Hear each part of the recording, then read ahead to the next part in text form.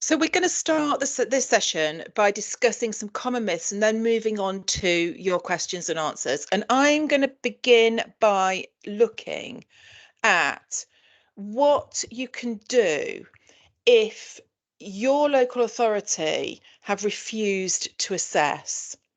Right? You've applied, or the school have applied for an EHC needs assessment, and you've had that refusal letter after 6 weeks. So I think, it's a huge shock because you're probably, for most parents, unless you've been through it before with an older child or another child, it's you're at very early stages. And I think at this stage, you probably haven't got a huge community of people who know how the system works around you, and you're trusting the school and you're trusting the local authority. And sometimes that works and sometimes it doesn't. But 50% of people get a refusal. So half of all applications get refused. And don't think that that's because your application wasn't good enough. I've seen some incredible applications Yeah, so have I. that still get refused. And we've done applications as well, haven't we, as a business? And there's been absolutely irrefutable evidence Yeah, of not only that the child's got additional SEND needs, but they also need SEND provision, and still local authorities send them back and refuse. So don't think absolutely. that it's anything that you have done or anyone else has done. It just seems to be the case that they go through and go, yes, one for you and not for you. There seems to be no rhyme or reason to it at all.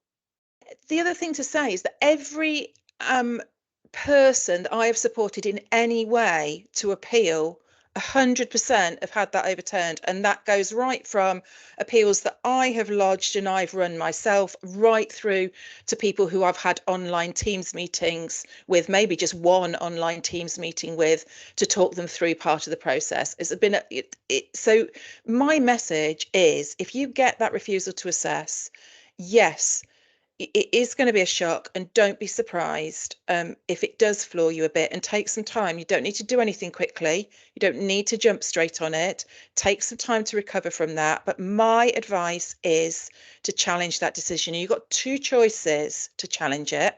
You can either go to mediation or you can go straight to appeal. That's your initial choice. And it's a difficult choice because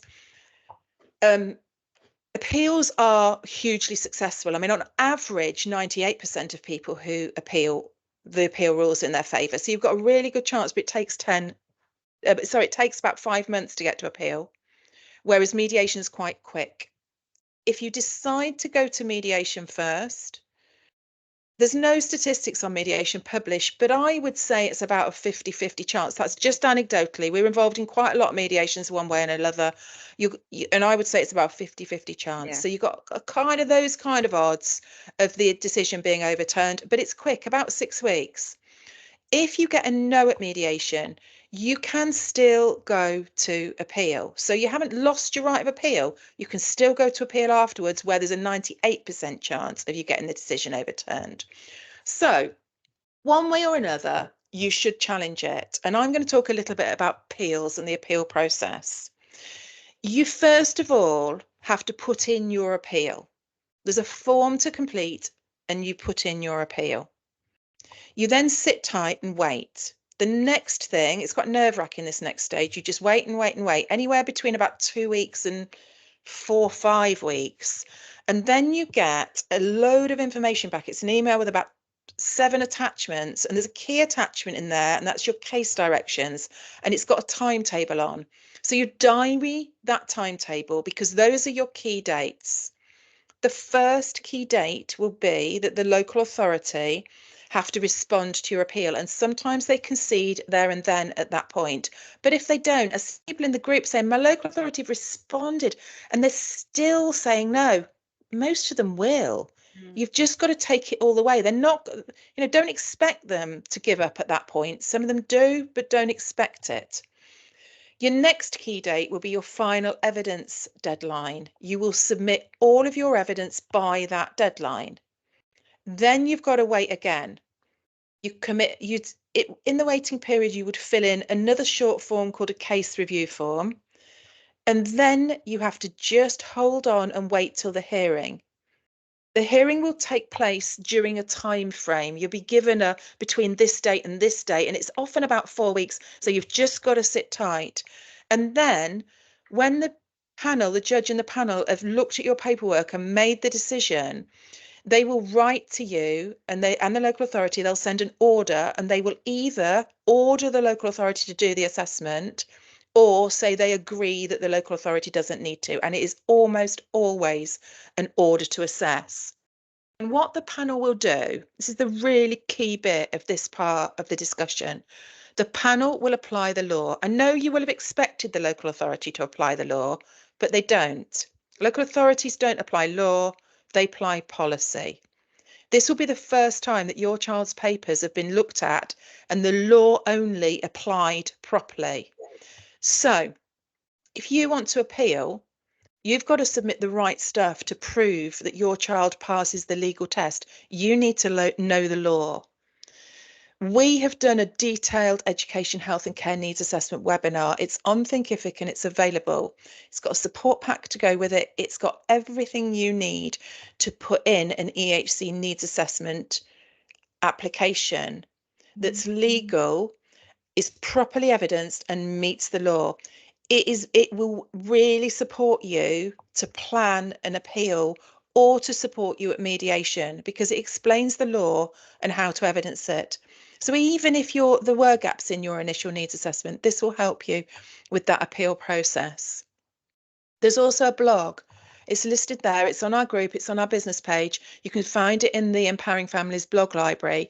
And it's a blog that talks you through refusal to assess appeal step by step. It's really worth a read. So, in terms of top tips, if you get a refusal to assess, you get that letter come through saying the local authority is not going to conduct a needs assessment for your child, I would, if this was me, given my, I'm not going to tell you how many years of experience and how many assessments I have been part of, it's into many thousands, this is what I would do. I would consider mediation. So would I. Because it could save me 4 months. But it could cost me an extra 6 weeks if it's a no. Now, I'm a bit of a gambler and I think those are good odds. I'd give mediation a go. And it has worked with a lot of our families, hasn't it? That we've looked at their application, we've specified where we need to push for the law and where the evidence is. And as soon as you've got that, it's absolutely worth attempting mediation, because in this situation, you've got nothing to lose. Yeah. And put a note out on the group. There's loads of people in the group that have succeeded at mediation for refusal to assess. They'll chat with you. So first top tip, I would definitely consider mediation. Second top tip, I'd go for a paper-only appeal. When you lodge your appeal, you get a choice of paper or face-to-face. Face-to-face will take you about 10 months. It's not necessary for this appeal at all. Go for a paper appeal. It will only take about 5 months. Next top tip. Know the law and stick to it. Do your homework. Get our webinar, read our blog. It will tell you everything you need to know, and then stick to it. Test all your evidence against that law. If your evidence doesn't evidence the law, if it's not part of that legal test, however relevant or important you think it is, if it's not going to help prove that legal test, don't submit it, because you just submit too much and you stand more chance of the important stuff not being read and seen.